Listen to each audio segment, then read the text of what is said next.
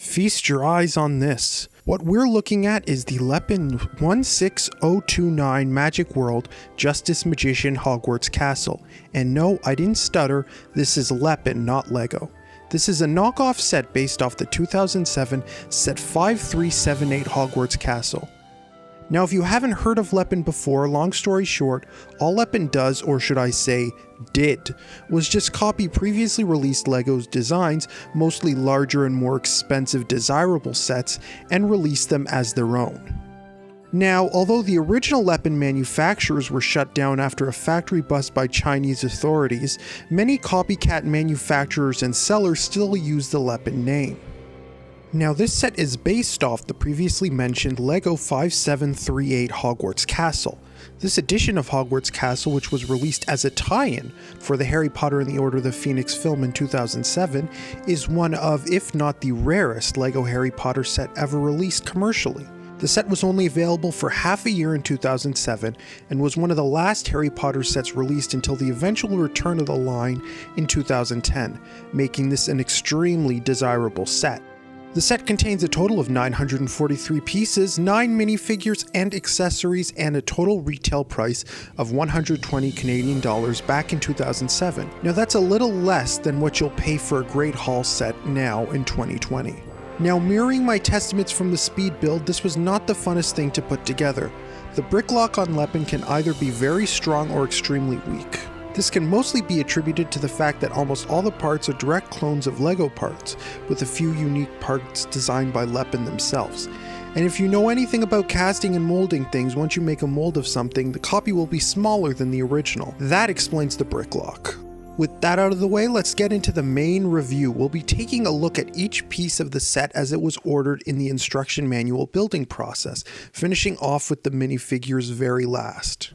First off is the Herbology Lab greenhouse, a surprise to be included in this set but a welcome one. The outside is decked out with some light grey and trans clear panels, as well as a really cool clear roof design, although I can't help but notice the missing stud at the top of the build. At the front of the greenhouse we're greeted with a bit of an out of place looking brown door, and with that we can now enter. In the front and back of the set we can see what appears to be some sort of fungus or mushroom growing. Don't try to eat that. And 2 barrels containing some very angry looking mandrakes. Although these prints are really nice, they end up looking more like an angry Squidward than a mandrake. Again, very nice printing, but the stems on the leaves at the top of their heads seems to be very weak and look like they can break easily. To finish off with this build, we have a non-functional magnifying glass, a gibberish chalkboard, and a table with more plants being grown. Overall, a pretty nice piece, but it feels out of place here, especially with no Professor Sprout minifigure to man the greenhouse. And once we're done exploring the inside, we can easily fold it back up. But it doesn't look like mine wants to close completely.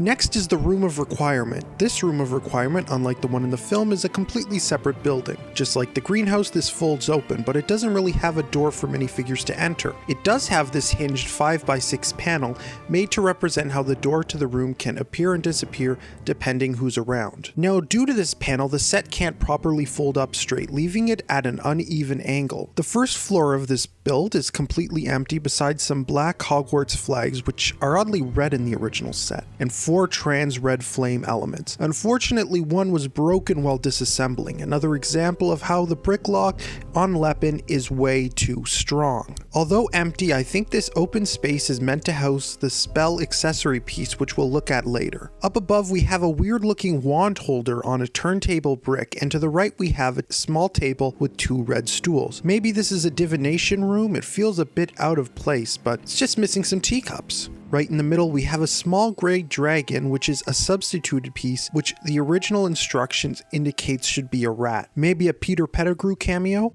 Well, I guess this descendant of Norbert the Dragon is good enough. Last but not least is the owlry, which houses 1 white owl, Hedwig perhaps, and a black owl. Now these owls are newer molds without printing, which make them look a little off, not to mention the artifacts left from the mold that these were taken from. And just like the greenhouse, Castle can easily fold back into the position that we started with. I have to say, I really love the way it looks folded up together. Despite that weird looking door thing, it's a really great piece and a nice addition. Next, as mentioned before, we have this special spell training base for Dumbledore's army. This piece has a pretty basic action feature, just plop your figure on and give it a spin and watch the target magically fall. It's not perfect and it almost sets itself off sometimes when you're trying to set it up. Not as exciting as the base that we saw in the Dueling Club set, but it is a fun little bonus piece. Now, ladies and gentlemen, we come to the cream of the crop, the Justice Magician Magic World Hogwarts. This thing is massive and it's bigger than most castle pieces, if not one of the biggest ever made. This Ward of a Hog has 2 hinged walls and a total of 3 stories to explore. Starting at the bottom, we come to a stoned arch with a very flimsy wooden door. Inside there are some beautiful decorative axes and a classic trans-orange flame. To the left we have a suit of armor. Now this may look like a regular minifigure suit of armor, but upon closer inspection it's well, I'm not sure what I'd exactly call this, lightsaber legs perhaps? Underneath is a printed tile, which I'm not sure what it's supposed to represent, but hey, it's there. To the left we have a fireplace to what I can assume to be the Gryffindor common room, featuring the face of everybody's favorite prisoner of Azkaban, Sirius Black. The fireplace also has a hinged piece that allows the fire to swing back and forth. To the very right we have an office room, I assume. I'm thinking this either belongs to Snape or Dumbledore and features some cool artifacts of Hogwarts and a mailbox with a letter, and what seems to be some sort of alarm. Directly above is the office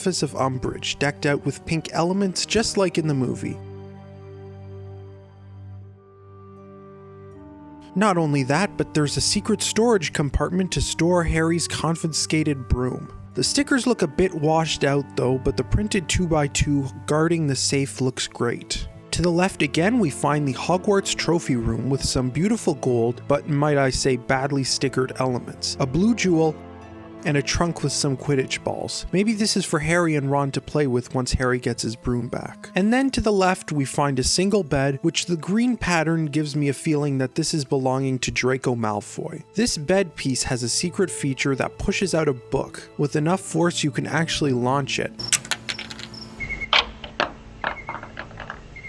Much more exciting than that other action piece if you ask me. Although weird placement in general, as I'm pretty sure the Slytherin common room is in the dungeons of Hogwarts. Finally, we come to the final story, the Hogwarts Astronomy Room, with an incomplete telescope. As you can see, mine is unfortunately missing 2 gray pieces to complete it, so it's a pretty useless room. Above that, there's just an empty sand green turret with nothing inside. And once you're done exploring Hogwarts, you could easily fold the walls up for a nice compact design. Funny enough, Draco's bed connects right directly to Umbridge's office. Seems about right. This castle piece is great, but I can't help but notice how many holes it has from the outside. Like, is this castle not insulated? They should be lucky that they have that huge fireplace, because I can only imagine that winters at Hogwarts are especially cold. And finally, we have the minifigures. This is where the set kind of falls apart, no pun intended. Now, I'll be honest, these are decent as far as knockoffs go, but they're very hit and miss. So first I'll say the prints on these are absolutely fantastic, maybe even on par with Lego, but it really gets bad once you start to zoom in and see how some of these look. Not only that, but don't try to disassemble them because you're in for a hard time. You get 9 minifigures in this set: Harry Potter, Hermione Granger, Ron Weasley, Draco Malfoy, Professor Dumbledore, Professor Snape, Rubeus Hagrid, Professor Umbridge, and a Death Eater. First, let's take a look at Harry and Ron and Hermione. Harry certainly seems to be living up to his name, as his hair looks to be out of control. Quarantine cut perhaps? Ron seems mostly normal, but his face seems a little off.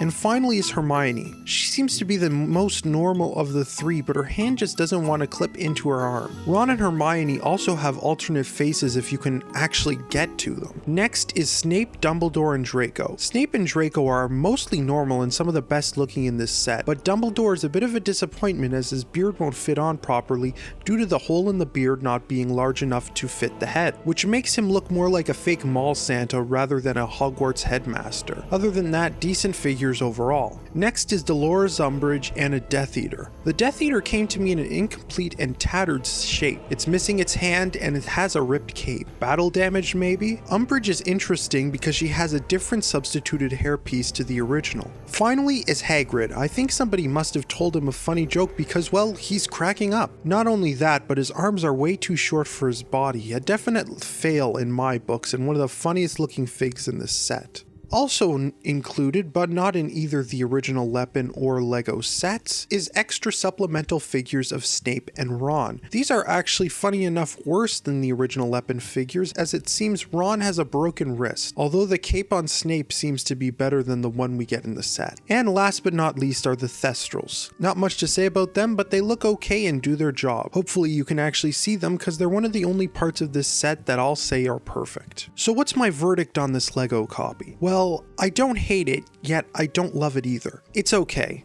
Overall, it's a decent set, and the bricks and piece quality are pretty high, but you just can't beat the original LEGO quality. I give the Lepin Magic World Hogwarts Castle a 6.9 out of 10. I only recommend it if you don't plan to pay the scalper prices of the original set. After the pain of building this, once it's sitting on a shelf and displaying, it actually does a pretty good job. If I myself had the option to get the real McCoy LEGO version, I would instantly go for that. Until that day comes, the LEGO clone will sit on my shelf alongside the other pieces of Hogwarts Castle. Not sticking out, but not really fitting in either. And that's all I have to say about this LEGO Lepin knockoff. Hope you enjoyed my thoughts.